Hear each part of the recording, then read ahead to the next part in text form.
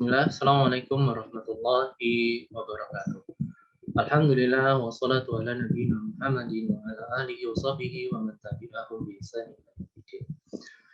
Alhamdulillah, pada kesempatan ini Allah masih memberikan kita umur yang panjang sehingga kita dapat bertemu lagi pada sesi untuk membahas Peraturan Menteri Negara Lingkungan Hidup Nomor 3 Tahun 2008 tentang tata cara pemberian simbol dan label bahan berbahaya dan racun.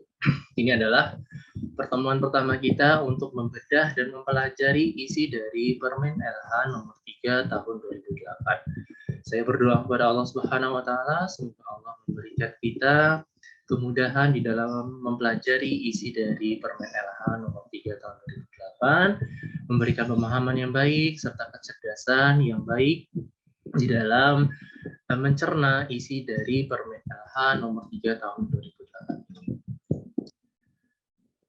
Pada sesi pertama ini kita akan membahas terlebih dahulu apa saja pengertian yang ada di dalam Peraturan Menteri Lingkungan Hidup ini.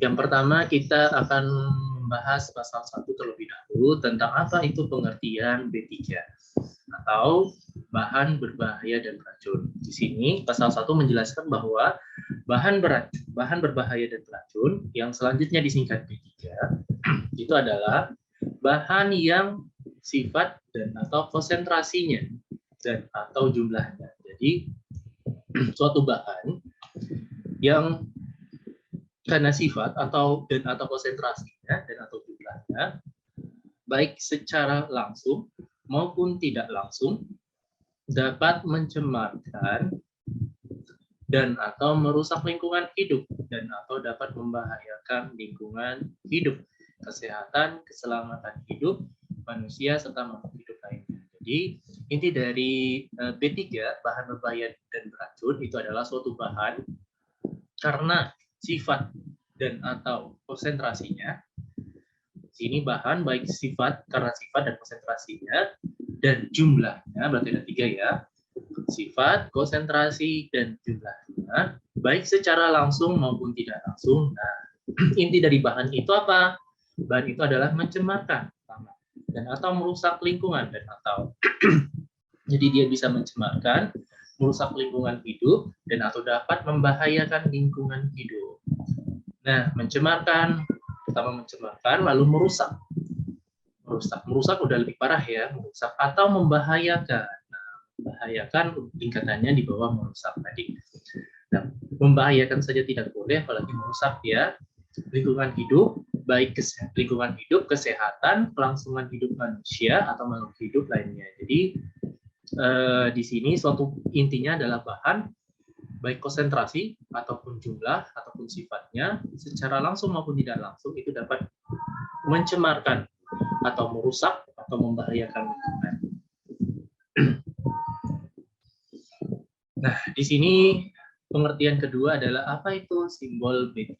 Simbol B3. Kalau simbol B3 itu adalah gambar yang menunjukkan klasifikasi B3. Di simbol itu adalah gambar yang menunjukkan klasifikasi B3 itu seperti apa. Nanti kita akan mempelajari apa saja klasifikasi B3. Yang kedua adalah label. Label itu adalah uraian singkat yang menunjukkan antara klasifikasi dan jenis B3.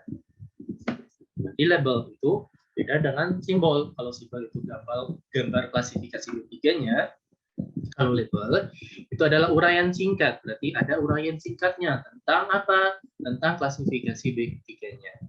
Klasifikasi dan jenis B3-nya. Yang selanjutnya, keempat adalah kemasan. Kemasan itu adalah wadah atau tempat yang bagian dalamnya terdapat B3 dan dilengkapi penutup. Di sini kemasan itu adalah tempat penyimpanan, intinya adalah tempat penyimpanan B3 dan dilengkapi oleh penutup. Yang kelima, tempat penyimpanan kemasan B3. Nah, bedakan antara kemasan sama tempat penyimpanan kemasan B3. Apa itu tempat penyimpanan kemasan B3? Itu adalah bangunan. Nah, di sini ada bangunan atau dalam bentuk lain yang digunakan untuk menyimpan kemasan B3. atau bentuk lain yang digunakan untuk menyimpan kemasan B3. Apa saja selain bangunan atau bentuk lain, misalnya itu adalah etalase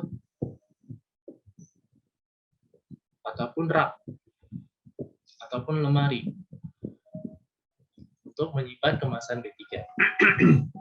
Nah, itu beda antara kemasan dan tempat penyimpanan kemasan B3. Nah, demikian beberapa pengertian. Di sini ada 5 pengertian yang ada di dalam pasal 1 dari Permen LH nomor 3 tahun 2008.